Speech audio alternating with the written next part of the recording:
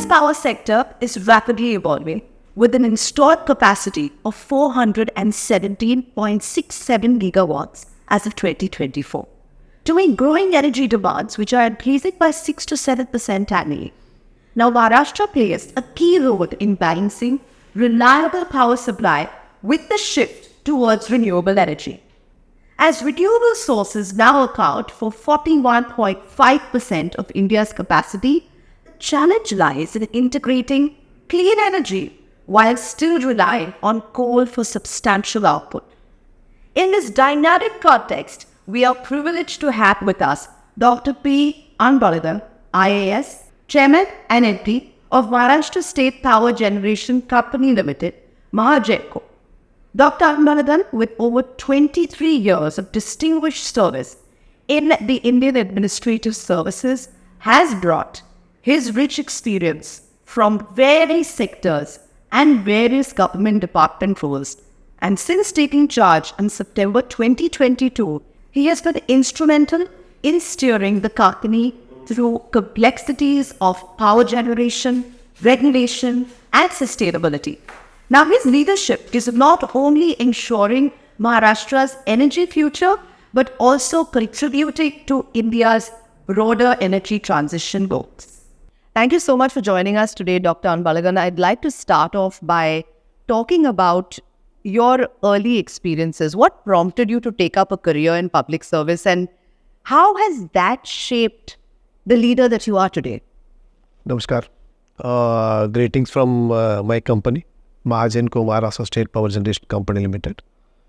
I come from Tamil Nadu, a small town, Satyamangalam, and studied in Chennai in veterinary medicine.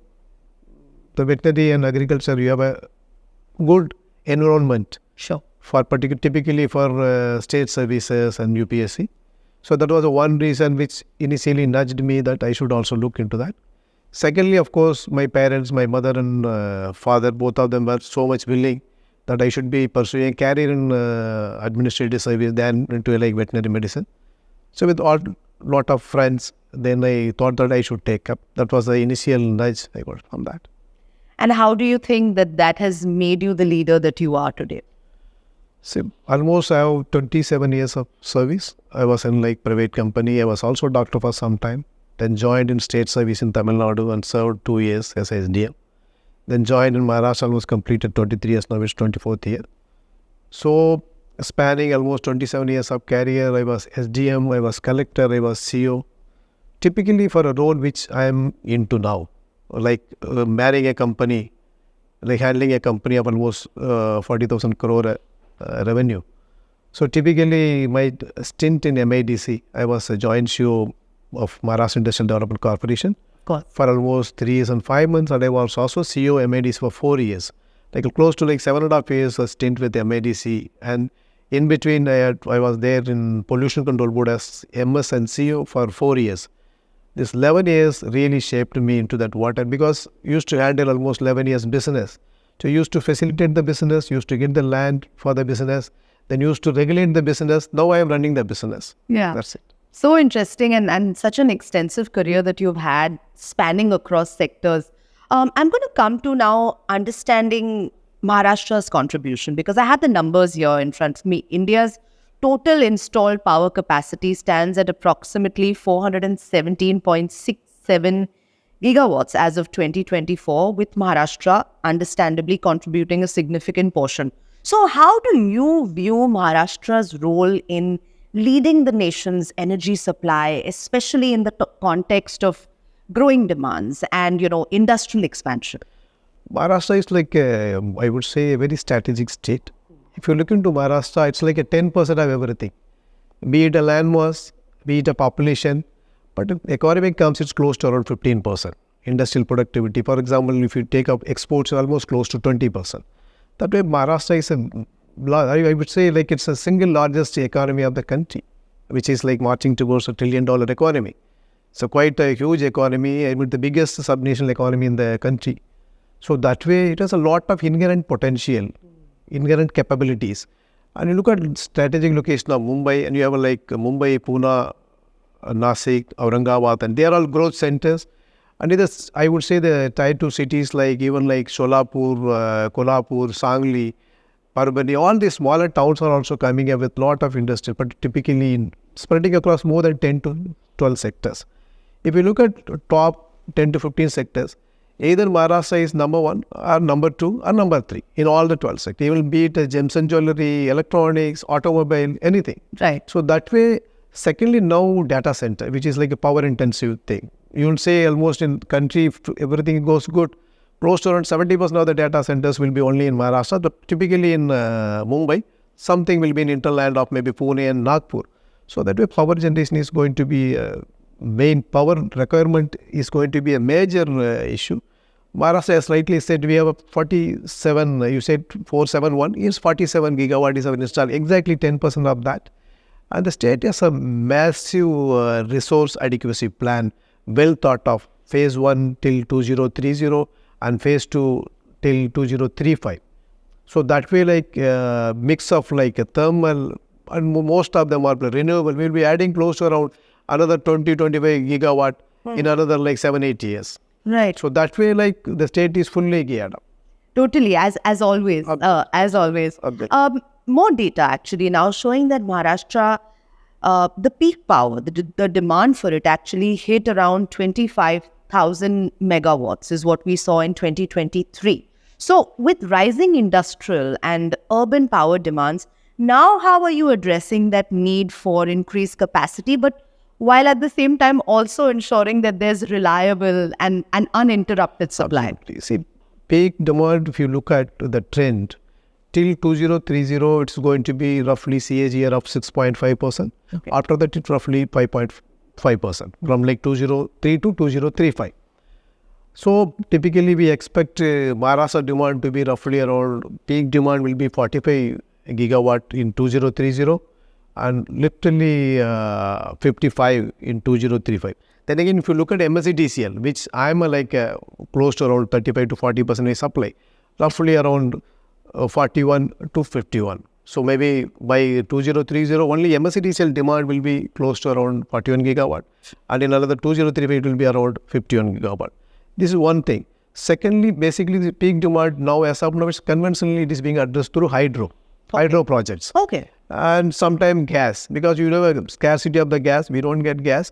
So typically now RE, the renewable power, typically solar and wind hybrids, these are going to play a major role basically. So typically like after 11 o'clock till we will be handling from 11 to like evening 4-5 we will have a solar. So morning we should be mixing with the thermal and hydro so that like you will achieve the peak, because hydro is like within 60 seconds you achieve the peak demand. That way the energy mix is well thought of with a typically like I would say like even when we say the total installed capacity, even now we have around 20 gigawatt of renewable in Maharashtra, which will be doubled actually, which will be doubled in another like 5 to 6 years.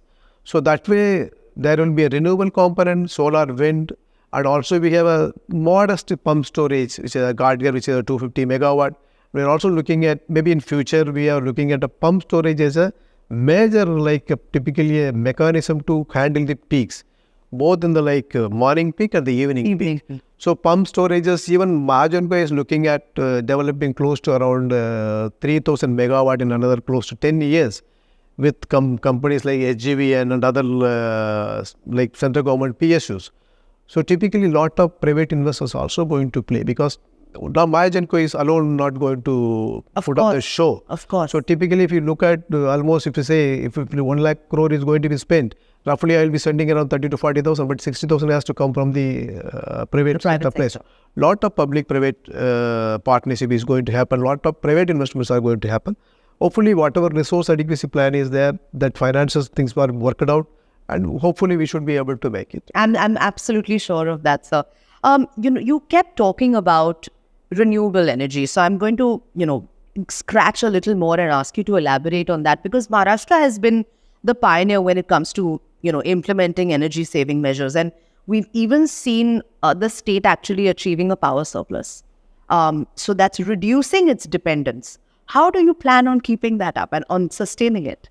Typically, say renewable now, initially renewable what? Like renewable we aim at like you generate somewhere and you bring it. So now Maharashtra has thought of an innovative thing of like decentralized generation. Okay. Decentralized generation. Typically the scheme, CM, Chief Minister's solarization of agricultural feeder. We say Mukhyamantri Krishi Shaur Vagi Yojana. Okay. So typically this aims to like a decentralized way of like generating the solar power and injecting into the 11 or 22 or 33 kV substations, so that like that whatever technical and commercial losses are that going to be minimized, and the daytime power will be also available for the farmers. And this is going to be massive, almost close to around 7,500 megawatt in the first phase is going to be done. So it's a massive addition. Another 18 months. Only this decentralized Mahagenco alone is going to do 1100 megawatt at 83 locations. Wow. Otherwise, we'll have 250 megawatt at a single location. So see, automatically your transmission requirement also going to be less. So when you're talking of renewable power, because there's patches, the identified patches where you have to evacuate the power, like Northern Maharashtra, Vidarbha, and some parts of Marathwada. Of course. So their transmission, basically traditionally our transmission network is from like east to west. Because Chandrapur, like Akola, Nagpur, those places where we have like Bhusawal, where we generate and we bring it to like load centers like Nasik, Aurangabad, Pune, Solapur, like of course Mumbai. Right. So now you have to north-south also you have to have a transmission corridors. And with this decentralized typically a solar plant, smaller plants, 10 to 15 megawatt plants, so our load on transmission network is also will be less, because the load will be locally controlled.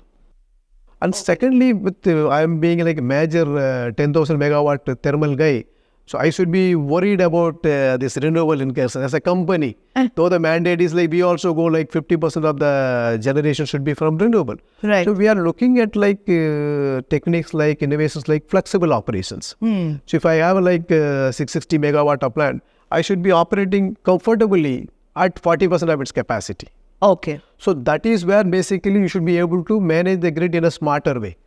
If my plant is not able to like operate at 40% or 50% of the capacity, then this renewable power will not come. Exactly. Otherwise, then grid may collapse. So you need to do like smart grid system. So you have to have a lot of like typically like AI, IoT, lot of things have to be improved, and smart metering.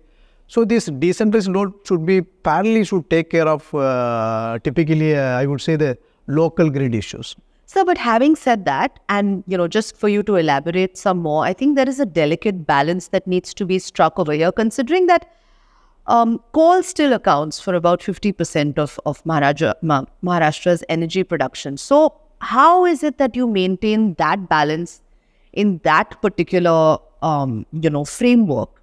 Because at the same time, there is of course renewable energy. There is still talk of that, but then if you're still seeing 50%. There is a balance that needs to be struck. Typically, when we have a renewable, you need to have a storage systems. Okay. Basically, battery energy storage system, they call BESS, or live storage system, which we call pump storages. Basically, Right. pump storage, PSPs they call. So, Europe and other places, normally they have pump storages. And where the system is mature now, like lot of like private investments are going to come.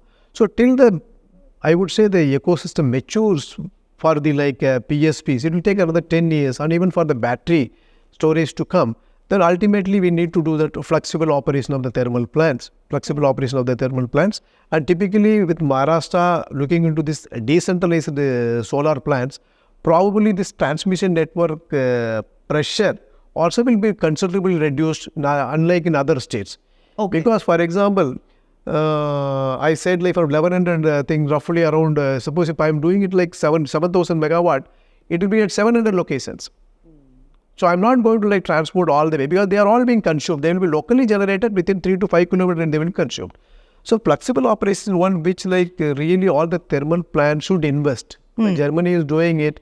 You must have seen like London also has done away with the last thermal unit with the coal. Yeah. So though coal is going to be with us for some time, but till the time matures, then you need to be operating at a much like efficient way. So, sir, thank you so much for, shedding all of this insight, and very hopeful and very inspirational about what the plan is for the future. But in conclusion, where do you see Maharashtra in terms of its power generation capacity? And for Mahagenco in particular, what does the future hold? What are the opportunities, the challenges? If you look at like, I would say typically our peak demand is going to be roughly between like 45, I say like 45 gigawatt, and maybe another 10 gigawatt in another 5 years. So typically now, as per the, I would say that the resource adequacy plan which government of Maharashtra and also all companies like generation, transmission, they made elaborate plans are there. Typically, we will be adding close to around 6,500 thermal plants in another like 10 years. And only PSP another 10 years, only Mahagenco will be adding another 3,000 megawatt. Nice. But lot of massive like big companies into that. They are into like more than 30,000-40,000 megawatt. So that's a plan for the state. In fact, Maharashtra will become the hub of like this PSPs. Okay. Wow. PSPs. For Mahagenco alone, so roughly we are looking at, now we are like 13.5 gigawatt. Maybe this month we will become a 14 gigawatt company because Bhusawal thermal plant is going to be commissioned, 660 megawatt. So we will be adding another like 3,500 megawatt of thermal and 12,000 megawatt of renewable in like till 2035. Even now I have almost like more than 2,500 megawatt of renewable like solar projects are being like in a various stages. So that way, like Mahagenco has a massive plan. Even we would be spending around roughly 65,000 crore only on this component, only on the capacity addition component, and we are geared for that. Excellent. And any challenges that will define the state's energy future? Basically now this RDSS, typically this smart metering, and the transmission company also has an elaborate plan for the north-south corridor and also ring fencing of like whatever like transmission infrastructure. I think by and large we are like capable. In fact, like I would say the state will become like a PSP capital of the country, and it will be exporting power to other states. Absolutely no doubt about that, sir. Definitely with you at, leading at the helm. So thank you so much. It's been an absolute honor and privilege. And please let me know if you'd like to add anything, if you'd like to mention anything. The only thing is everyone should like look at saving energy. That's it. Energy efficient mechanism, and you use minimal energy. That's what like I want to say. All the like who's ever like watching this. Thank you. Thank you. Thank you so much. Thank you. Namaskar. Thank you. In this conversation with Dr. Anbalagan, it becomes clear that the future of Maharashtra's power sector is in capable hands. Under his leadership, Mahagenco is navigating the dual pressures of increasing energy demands and the critical shift towards renewable energy sources. With Maharashtra's growing industrial landscape and rising urban consumption, the challenges ahead are substantial. Yet his approach, blending innovation with regulatory foresight, promises to meet these demands head-on. As India moves towards its goals of net zero emissions by 2070, the work being done by Maharashtra's State Power Generation Company Limited under Dr. Anbalagan's leadership is critical, not just for Maharashtra, but for the nation as a whole. His experience in industrial development and environmental management positions him uniquely to lead this transformation, ensuring that Maharashtra continues to power both its industries and households with a focus on efficiency, sustainability, and resilience. Thank you, Dr. Anbalagan. It was indeed a pleasure talking to you.